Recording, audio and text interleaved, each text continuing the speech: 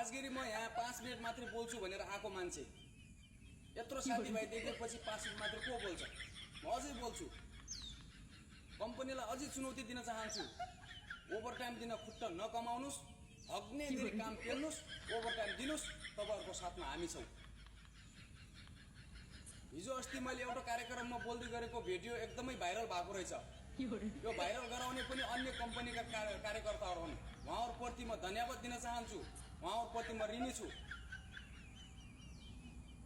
जो काम गर्ने मान्छे चम्चागिरी गर्छ काम गर्छु भन्दै एउटा कुनामा गएर खुट्टा फर्काएर सुत्छ कम्पनीलाई तेल लगाउँछ त्यो मान्छेलाई ओभर टाइम दिने जो हामी दिनभरि काम गर्दा गर्दा त्यो दुईवटा खुट्टाको बीचमा पिल्सिएर पासिएर